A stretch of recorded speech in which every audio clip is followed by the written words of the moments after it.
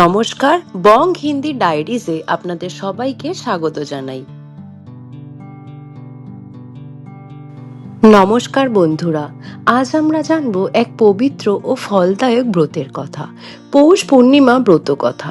শাস্ত্রমতে পৌষ মাসের পূর্ণিমা তিথি অত্যন্ত শুভ। এই দিনে ভক্তি ভরে ব্রত পালন করলে সংসারের দুঃখ কষ্ট দূর হয় এবং ভগবানের কৃপা লাভ হয়। চলুন তাহলে শুনে নিন পৌষ পূর্ণিমার এই পবিত্র ব্রত কথাটি। অনেক বছর আগে এক গ্রামে এক দরিদ্র ব্রাহ্মণ ও তার স্ত্রী বাস করতেন। তারা খুবই ভক্ত ছিলেন, কিন্তু সংসারে ছিল চরম অভাব। প্রতিদিন পরিশ্রম করেও তাদের সংসারে সুখ আসতো না। তবুও তারা কখনো ভগবানের প্রতি বিশ্বাস হারাননি। একদিন পৌষ মাসের পূর্ণিমা তিথিতে এক সাধু সেই গ্রামে এলেন। তিনি গ্রামের মানুষদের বললেন, আজ হচ্ছে পৌষ পূর্ণিমা। এই দিনে স্নান দান ও ব্রত করলে ভগবান বিষ্ণু ও দেবতারা অত্যন্ত প্রসন্ন হন।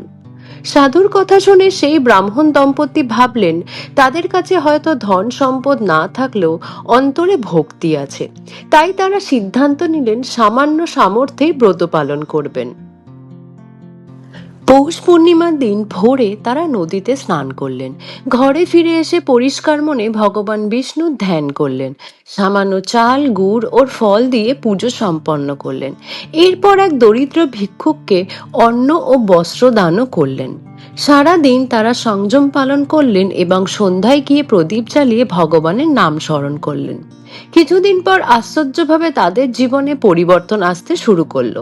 ব্রাহ্মণের কাজের সুযোগ পারল, সংসারে আর অভাব রইল না। রোগ শোক সব দূর হলো, পরিবারে শান্তি ফিরে এলো। তখন তারা বুঝলেন এ সবই সম্ভব হয়েছে পৌষ পূর্ণিমা ব্রতের ফলেই। ভক্তি, বিশ্বাস ও দান, এই তিনের মিলনেই ভগবান প্রসন্ন হন। এই ব্রত কথা আমাদের শেখায়, ব্রত পালনের জন্য ধন সম্পদ নয়, প্রয়োজন হচ্ছে শুধু শুদ্ধ মন ও অটল বিশ্বাসের।